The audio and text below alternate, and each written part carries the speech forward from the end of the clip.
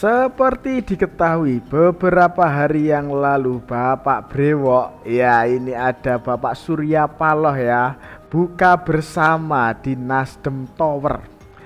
Beliau ini mengundang tokoh-tokoh besar lah seperti Bapak Jokowi dan Mbak Puan Maharani. Tapi ada sosok ya gak kelihatan nongol ini ya. Ya yang suka omon-omon itu loh, yang suka omon-omon. Apakah orang satu itu udah dilupakan oleh Nasdem atau gimana ya ini menurut kalian ya? Pastilah kalian penasaran juga ya. Gimana kabarnya, gimana nasib orang itu? Yuk kita tonton saja videonya.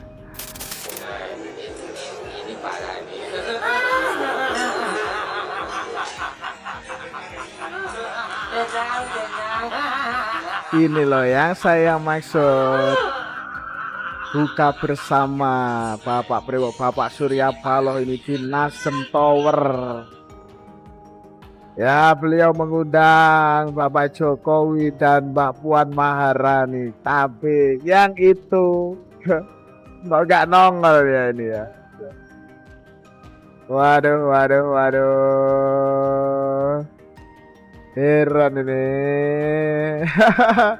Kasihan banget orang itu ya. Kasihan banget.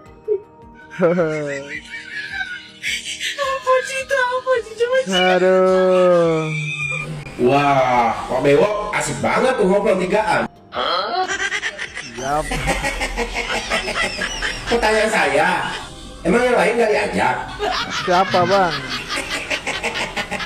Itu tuh yang itu. Kok Pak Mulyono diajak dia enggak sih? Tega banget. Coba saya ingin dengar tanggapan Pak Bewok. Saya sudah beritahu Pak Anies. Anies, Anda sebagai adik, ini bukan momen Anda. Oh, bukan momentumnya. Kapan dong momentumnya? Kita cari momentum yang lebih tepat lagi. Boleh juga. Tapi udah dikasih pemahaman. Ada pemahaman. Oh, udah. Ya udah kalau gitu, saya mau nanya dulu ke bestinya. Caimin, Apa? kok Besti nggak diundang sih ke acara mukber Partai Nasdem? Caimin tahu nggak alasannya? Saya tidak tahu. Ini Masa nggak tahu, asistannya kan, bagus Besti? banget ini. Terus terang saya tidak diberitahu. Beneran nggak dikasih tahu? Dan saya bahkan bertanya-tanya, kenapa kok saya tidak diberitahu? Astagfirullah. Masa sih nggak dikasih tahu? Iya, saya juga tidak tahu. Tidak memberitahu saya juga. Ya itu tadi loh yang saya maksud ya. Bapak Surya Paloh ini mengadakan buka bersama, tetapi Abah Anies Baswedan kok nggak kelihatan ya. Kemana ini? Kok nggak kelihatan ini? Apakah Bapak Brewok ini ya sudah sedikit demi sedikit melupakan atau gimana ini? Bapak Abah Anies Baswedan ini ditinggalkan atau gimana ya ini ya? Aduh, kok malah lebih memilih ya Bapak Jokowi dan Mbak Puan. Lah Abah Anies kemana ini? Sudah mulai sadar ya ini ya Bapak Surya Paloh ya. Sudah mulai sadar ini kelihatannya ya.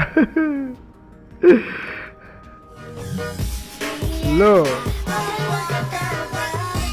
Oh ini toh ternyata.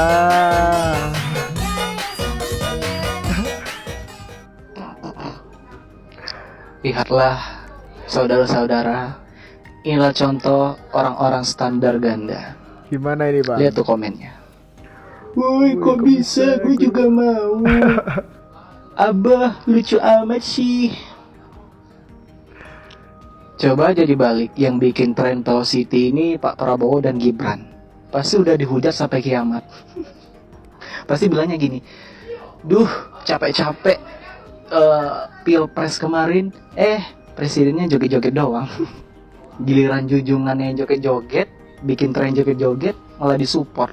Diam Lucu saja, amat sih. lucu amat sih. Aduh. Emang suka ngakak sih. Untungnya Pak Prabowo tidak ikut-ikutan bikin tren-tren gak jelas. Beliau bekerja, dan bekerja. Kerja nyata. Dan setelah saya lihat ya, menurut saya Pak Prabowo itu bukan tipikal orang yang cari muka gitu. Ya, beliau apa adanya. Yang suka sama dia suka, yang gak suka ya terserah. Beliau gak peduli. Beliau hanya peduli bagaimana Indonesia ini lebih maju ke depannya. Ya, memang beda juga lah. Ini Bapak Prabowo Subianto dan Mas Gibran Raka Buming Raka kan sekarang sudah menjadi presiden dan wakil presiden loh. Lah, Abah Anies bisa joget seperti ini ya. Memang nggak ada, gimana ya, belum ada kerjaan ini kelihatannya ini Abah Anies ya. Pantesan toh ini ya seperti itu, mengikuti tren yang ada, mengikuti tren anak-anak muda sekarang ya. Seperti itu. Aduh. Sekarang Pilpres sudah selesai toh? Siapa bilang belum? Sudah selesai. Sudah ditentukan KPU toh? Sekarang terpilih. Sekarang kita boleh meminta kepada pemegang kewenangan, laksanakan semua janji. Kalau kemarin pemerintah berjanji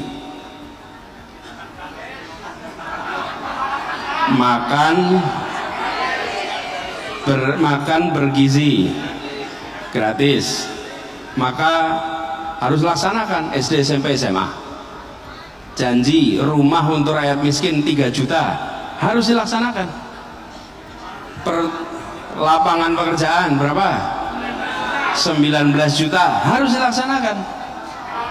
Bangun fakultas kedokteran 300 harus dilaksanakan.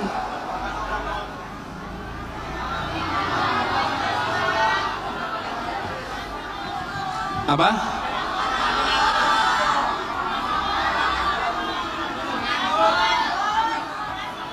Masih nganggur? Jenengan nomor 20 juta itu mungkin. 19 juta. Jadi kita sekarang harus kembalikan mulai dengan apa? Meminta semua janji dilaksanakan, meminta semua janji ditunaikan. Yang namanya janji adalah harus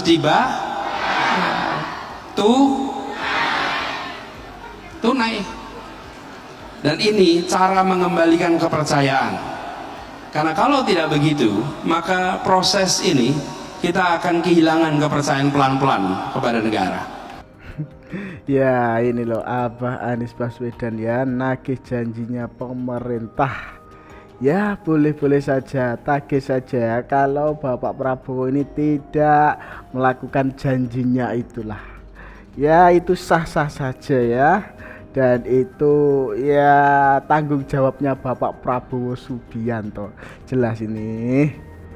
Ya, ini boleh-boleh saja kok ini Abah Anies ya. Boleh saja seperti itu. Kalau mau mematikan demokrasi ada 3 juga caranya. 1, ganti aturan main. Benar nggak tuh? Yang kedua, singkirkan lawan dari pertandingan. Jangan sampai ikut pertandingan. Yang ketiga, kuasai wasit.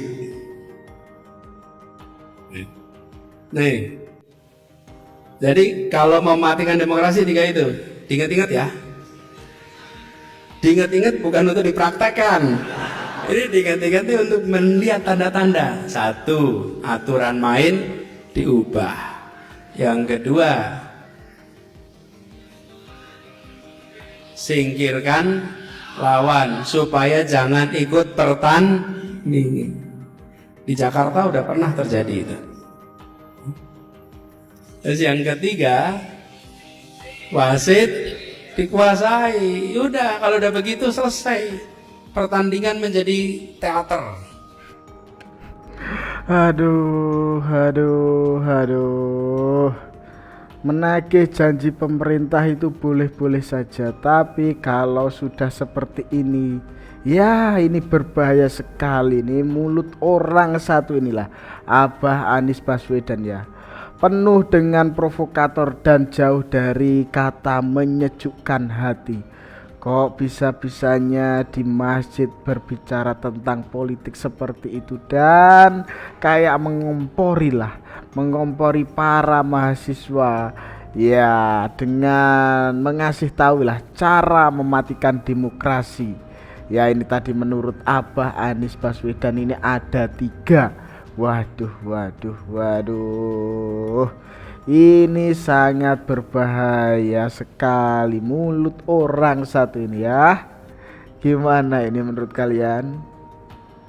Seorang provokator jelasin loh. Wah ini.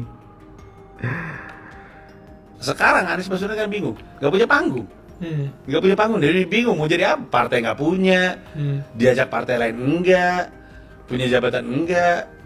Makanya kerjanya di nongol di YouTube orang dulu. Lu undang dia ke sini, datang dia. Yakin orang gak ada kerjaan. Lu pikir kenapa Anies Baswedan datang ke pelantikan? Ganjar kan gak datang? Anies kan datang? Orang nganggur. Pak Anies juga bingung. Aduh, gue terima undangan lagi, suruh datang. Kalau gue ngeles apa ya? Gue semua orang tahu ya, datang lah dia. Jadi itulah yang membuat posisi Mas Anies berat. Kalau Mas Anies nggak melakukan apapun, bisa jadi dia nggak relevan loh nanti. Ketika ada pilpres selanjutnya, nggak ada yang nyebut namanya, nggak ada yang tahu kiprahnya. Wow. Ya. Jadi ya. Apa yang udah dilakuin sebagai gubernur pun juga bakal dilupain juga gitu. Iya, 5 tahun cukup lama loh. Dan kalau misalkan, oh gimana kalau kayak Pak Gita Wirjawan aja bikin YouTube? Iya, tapi kemudian lu lepas dari konteks politiknya. Ya. Kalau lu jadi YouTuber mungkin lu populer, tapi tidak cukup untuk kemudian bisa ikutan pilpres karena lepas konteks politiknya gitu. Seperti yang gue bilang, menjadi presiden atau menjadi gubernur atau menjadi apapun kan nggak cukup bahwa lu disukai sama rakyat, lu harus disukai sama politisi. Dan kalau menjadi YouTuber itu susah terjadi. Tapi kalau lu masih punya keterlibatan politik, itu bisa lu jaga. Ya, karena yang akan membuat lu untuk menjadi politisi adalah politisi-politisi lain. Bukan rakyat. Betul, harus tuh politisi. Ya ini tadi ada Panji Pragiwaksono ya, mengatakan bahwa Abah Anies Baswedan ini sekarang bingung ya, karena gak punya panggung, karena tidak memiliki jabatan. Waduh. Ya bisa jadi Bapak Ayah, siapa tadi ya?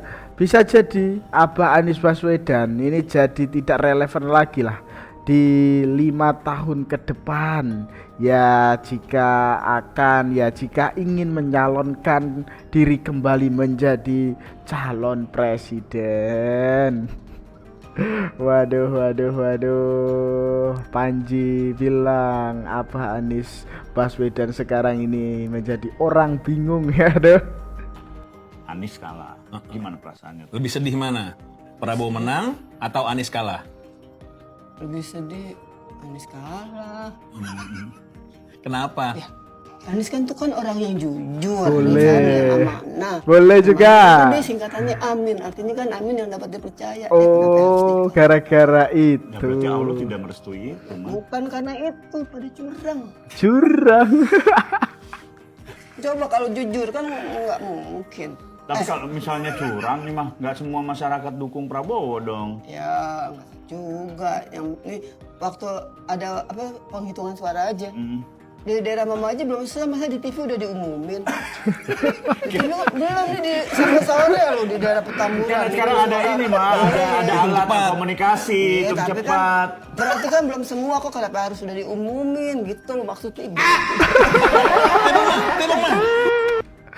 Aduh.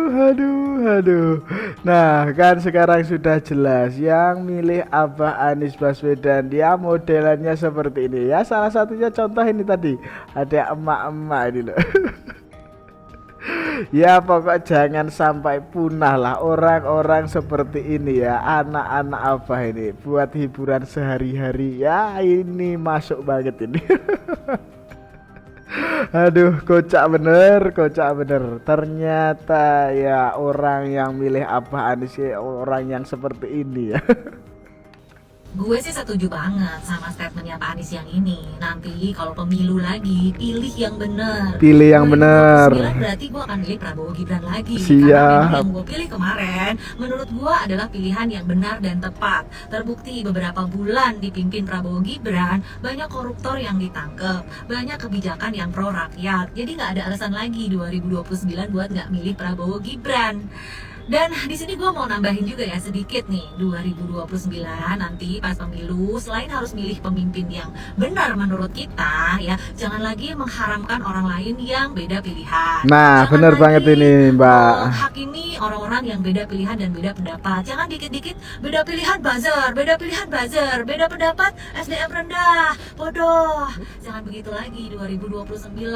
Yuk menghargai dan menerima perbedaan pilihan dan perbedaan pendapat. Kan itu namanya demokrasi ya. Jangan sampai demokrasi dirusak dan dibunuh sama orang-orang yang tidak mau, tidak bisa menerima perbedaan pendapat dan perbedaan pilihan. Ya, oke, sampai ketemu di pemilu 2029 guys. Bye bye.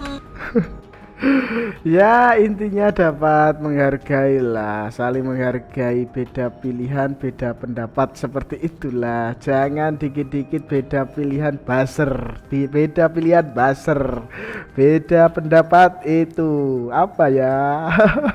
Bodoh seperti itu. Aduh, nggak usah seperti itulah. Nggak usah seperti itu. Heran juga ini sama orang-orang itu ya, kelompok-kelompok itu loh. Gimana ini menurut kalian? Gimana coba? Ya, kita lanjutkan saja video berikutnya. Mulailah bersikap dan berpikiran positif pada pemerintahan ini. Itu Pak, karena saya lihat dari tadi, kalau Anda masih berpikiran negatif pada orang yang sudah berbuat baik, saya khawatir ini jadi problem tersendiri, pribadi Pak, bukan problem bangsa ini. Karena itu saya meminta kita semua, masyarakat juga pada umumnya, berpikiran positif dulu apa yang sudah dicapai dan sekarang sedang dikerjakan oleh pemerintah. Dan pemerintah sebelumnya juga? Dan pemerintah sebelumnya, tentu.